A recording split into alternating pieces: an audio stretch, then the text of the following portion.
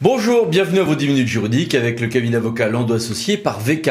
On va parler de Spacer dans quelques secondes, mais tout de suite l'actualité avec un gros volet agent. D'abord, un certain nombre de syndicats mixtes ne sont affiliables au centre de gestion de la fonction publique territoriale qu'à titre facultatif, nous dit le Conseil d'État dans un arrêt du 12 mai 2022. Le théâtre Clermont-Ferrand, de son côté, confirme que participer à Koh Lanta quand on est en arrêt de travail, ça peut susciter une grave sanction. On a un arrêt intéressant sur l'obligation pour l'autorité administrative de prendre en compte les propositions d'aménagement émises par le médecin du service de médecine préventive. Et puis, autre arrêt, la veille, le 11 mai, du Conseil d'État toujours, qui met fin à cette espèce de débat qu'il y a eu sur le point de savoir si je peux exclure un agent d'un établissement de santé pour méconnaissance de son obligation vaccinale lorsque celui-ci est en congé maladie. Voici quelques détails. Il y a illégalité tant que cette suspension prend effet avant la fin du congé maladie de l'agent. Passons au contrat. Quelques jours après, le Conseil d'État, toujours lui, nous a rendu un arrêt important qui portait sur les DSP culturels des musées et de quelques équipements de la ville de Nîmes. En DSP culturel, et sans doute en fait dans d'autres secteurs, le transfert des biens de retour, au sens de l'arrêt commune de Douai, va s'étendre même à des pages de réseaux sociaux ou à d'autres éléments qui peuvent être perçus par le délégant antérieur comme relevant de sa propriété. Et ces transferts-là vont pouvoir même être traités par le juge administratif, même en référé mesure utile, sans contrainte liée aux propriétés intellectuelles ou autres stipulations contractuelles contraires. Donc ces transferts ont lieu même si le contrat dit autre chose et on n'a pas besoin de passer par la case juge judiciaire sur la question de propriété intellectuelle. Contrat toujours, le décret sur les appels d'offres de développement de capacité de stockage d'électricité est publié. C'est assez copieux, je vous ai mis ici le contenu. Passons aux constructions avec un arrêt du Conseil d'État sur la protection des lieux avoisinants lorsqu'il y a des démolitions. Un débat dont il faut que je vous parle parce qu'il a été assez animé ces derniers jours sur le nuançage en législatif. Alors, les préfets vont attribuer les candidats en fonction du parti politique auquel ils se sont affiliés. Et puis, s'il y en a plusieurs, il y a des règles qui s'appliquent. Et puis, s'ils ne s'affilient à personne, on va avoir une attribution par le préfet en fonction du parcours de l'intéressé. Bien. Quand ces nuançages, qui ont quand même un impact, notamment médiatique, sont soupçonnés d'être excessifs, d'être partiaux, et il peut y avoir des censures en référé par le Conseil d'État, comme ce fut le cas en 2020. Bien. Une première circulaire discutée par personne a été adoptée le 27 avril 2022 avec une ventilation assez détaillée, à droite, au centre, à gauche, dans les extrêmes. Ok. Et puis une autre circulaire a été adoptée par le ministre Darmanin le 13 mai 2022. Et là, on a un regroupement de ensemble pour la majorité, mais on n'a pas la même chose qui est faite pour NUPES côté gauche. Il y a des raisons et des explications à cela, mais le moins qu'on puisse dire, c'est que ça fait polémique et il y aura sans doute demain soit une nouvelle circulaire, soit une phase par un référé devant le Conseil d'État. Circulaire toujours, mais sur ce qu'elles peuvent prévoir. Une circulaire, ça peut commenter, ça peut prévoir des modalités d'application et ça peut dans certains cas être un acte de droit souple relevant du juge administratif, ok, mais c'est aussi une des instructions que l'on donne à ses subordonnés. Donc par exemple, le Conseil d'État, le 16 mai, a admis que en matière d'achat et de plastique et donc d'environnement, le Premier ministre pouvait donner instruction aux services de l'État d'anticiper sur les délais prévus par la loi. On a le droit d'être plus vertueux et de recevoir des instructions hiérarchiques par circulaire de son patron, en l'espèce un ministre ou un Premier ministre. EPIC maintenant. J'ai un EPIC, en l'occurrence un office de tourisme constitué en EPIC. Il refuse de louer une salle à une association. C'est un rapport avec ses usagers, ça relève du juge judiciaire, oui, d'accord. Mais si la salle a vocation à servir à des activités purement publiques, administratives, en l'occurrence, demander à pouvoir voir le conseil municipal par exemple, eh bien oui, ça reste quand même du contentieux judiciaire, nous dit le théâtre Grenoble, parce que ça reste une relation entre un EPIC et un de ses usagers.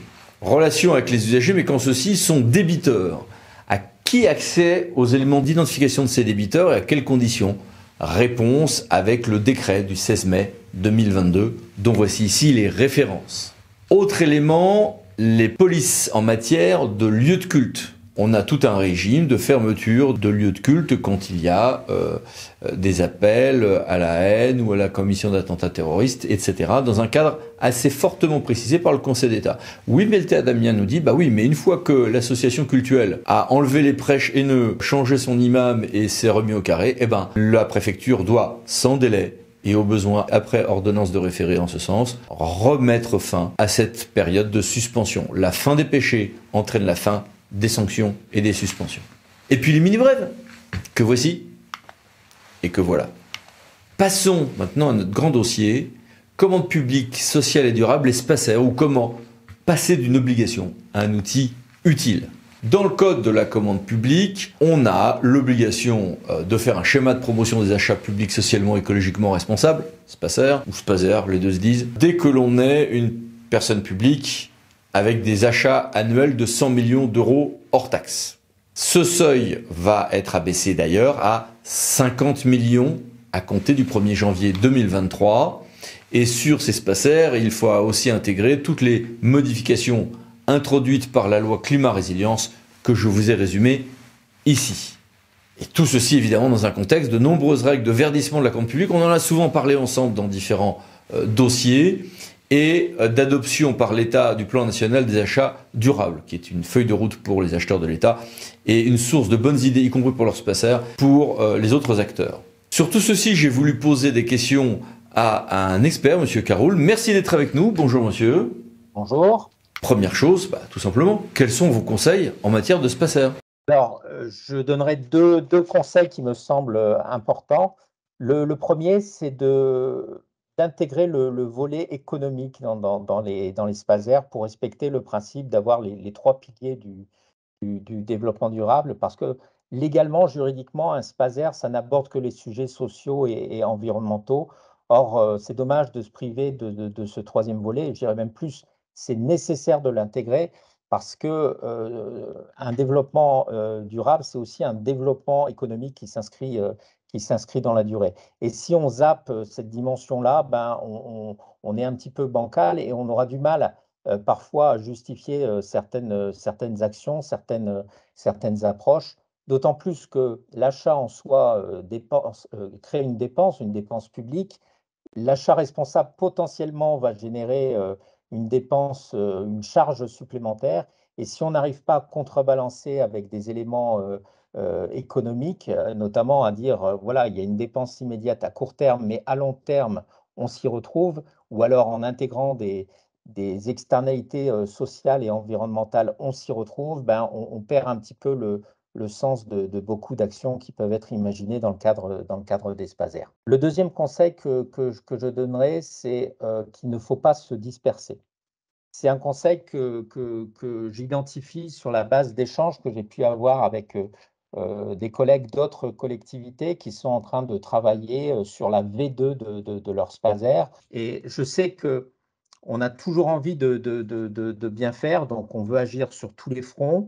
On n'a pas envie de laisser certaines thématiques en jachère. Le problème, c'est que de fait, si on voit trop large, si on- on énonce un ensemble d'actions, d'objectifs trop importants, on va se diluer et surtout, on aura beaucoup de mal à piloter une stratégie d'achat qui part dans tous les sens et qui va ressembler au final à un inventaire à la Prévert. Alors, bien sûr, ce n'est pas parce qu'on aura resserré le champ d'action du Spacer qu'il faut se priver de se censurer et ne pas aller chercher des actions qui ne sont pas listées dans le Spacer quand l'opportunité se présente. C'est aussi un moment, un principe de réalisme parce que dans l'animation du Spacer, il va falloir tenir des indicateurs et on ne peut pas décemment avoir plus d'une dizaine d'indicateurs, sinon c'est l'échec assuré.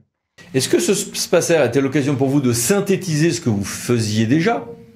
Ou est-ce que ça a été un élément accélérateur et programmatique de la suite? Il est clair que beaucoup de collectivités ont des actions en matière d'achat responsable et ils n'ont pas besoin d'un Spacer pour agir dans le cadre de l'achat responsable. Généralement, voilà, on fait les choses et puis à un moment, on met un peu d'ordre. Et je pense que l'élaboration d'un spaser permet quand même de passer à la vitesse supérieure.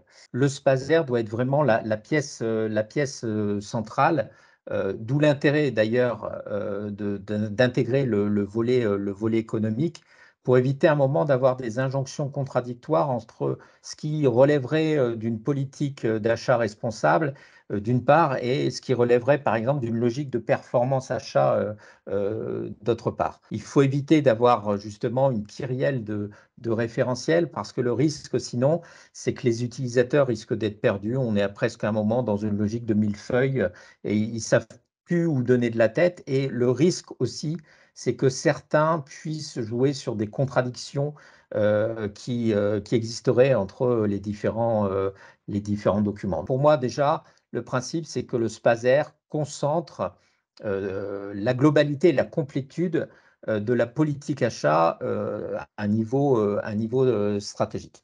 Alors après, il est clair que le spaser, c'est un document politique qui est adopté en assemblée délibérante. Ce n'est pas un document qui va faire quelques centaines de pages, hein. Le but du jeu, c'est pas d'avoir de l'achat pour la collectivité. Et de fait, d'ailleurs, à la fois, le spaser ne peut, mais ne doit pas, surtout, contenir l'ensemble des règles et des modalités de fonction, de fonctionnement des achats, au risque sinon de tout rigidifier.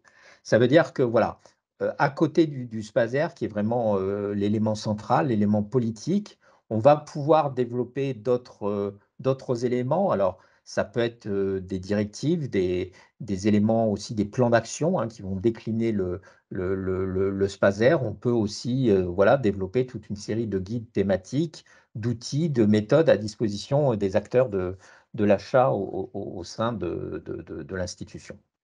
Euh, pour autant, ces éléments-là, pour reprendre l'idée de dire qu'il ne faut pas tout rigidifier, à mon sens, ça doit être des éléments qui sont à usage souple, qui ne sont pas, je dirais, trop contraignants, pas trop dogmatiques, parce qu'il faut compter sur l'intelligence des acheteurs pour pouvoir définir les paramètres de chaque dossier, achat par achat, en fonction de la nature de l'achat, en fonction du contexte, de la conjoncture, des risques, etc., etc. Donc, il faut pouvoir donner un petit peu de zone de respiration aux acheteurs pour qu'ils puissent justement laisser s'exprimer leur intelligence du contexte. Pour autant, à un moment, voilà, l'intelligence et la responsabilité des acheteurs, elle leur appartient, mais on ne doit pas les laisser devant une page blanche. Donc, il est intéressant de pouvoir leur donner des méthodes. Ça peut être notamment des méthodes pour calculer le coût global, l'analyse du cycle de vie, des outils, des clause types qu'ils pourront activer ou pas, qu'ils pourront adapter le cas échéant, mais pour être efficace, voilà, on doit leur donner un certain nombre d'outils qui vont être définis, je dirais, un peu en centrale. C'est aussi un moyen, sans doute, un moment, de garder un petit peu de cohérence entre les acheteurs et d'un dossier à un autre. Le dernier point sur lequel je voudrais insister, c'est le fait qu'il faut avoir une vraie attention sur les indicateurs. J'ai indiqué tout à l'heure que voilà, on ne pouvait pas avoir plusieurs dizaines ou une centaine d'indicateurs, c'est totalement déraisonnable, parce qu'à un moment, c'est une charge qui est quand même relativement lourde de tenir à jour ces indicateurs. Et de fait, quand on identifie, quand on imagine les indicateurs au moment de la conception du spaser, il faut penser la manière dont on va collecter la donnée. Et idéalement, cette donnée, elle doit être collectée au fil de l'eau.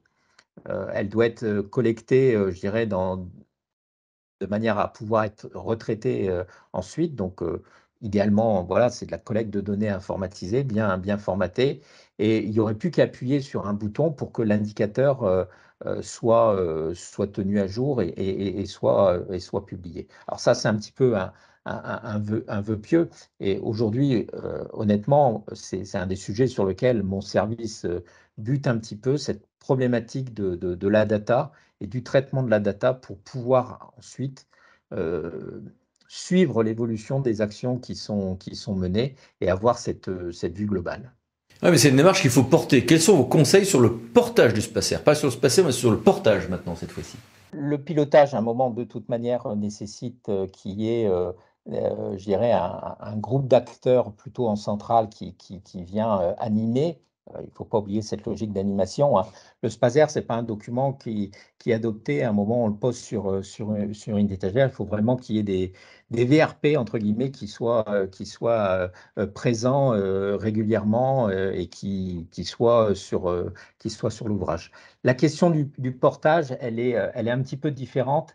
Elle peut être très variable d'une collectivité à une autre parce que quelque part, je dirais, l'envie ou je dirais la volonté, l'énergie qui est donnée peut émaner de différents endroits. Ça peut être une volonté politique qui descend d'en haut et qui doit ruisseler dans les services et qui doit être mise en œuvre. Ça, on peut l'imaginer.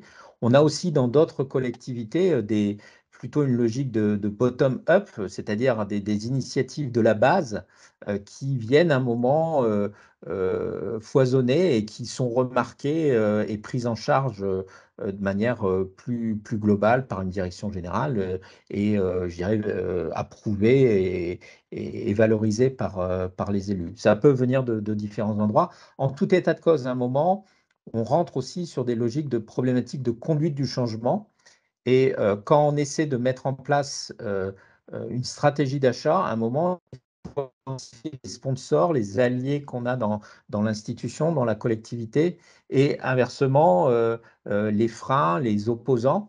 Et il faut pouvoir travailler avec les uns et les autres. Alors bien sûr, il y a les irréductibles, ceux-là, on va malheureusement les laisser de côté. Ceux qui sont super convaincus, c'est pas la peine non plus de trop travailler parce qu'ils vont agir d'eux-mêmes. Il faut travailler sur ceux qui sont volontaires, mais pour lesquels, à un moment, il y a besoin de déclencher quelque chose. Et puis, il faut bien sûr aussi travailler avec ceux qui aujourd'hui voient les choses de côté de manière plutôt négative. Parfois d'ailleurs, en leur faisant comprendre qu'ils font déjà des choses et que en mettant en avant ce qu'ils font, ben, ça va valoriser leur travail. Bah merci, c'est tout à fait passionnant. À bientôt. Merci, au revoir. Et merci à vous. À bientôt pour une nouvelle vidéo, les 10 minutes juridiques. Parlons d'associés pour VK. Pensez à vous abonner. Merci. Au revoir.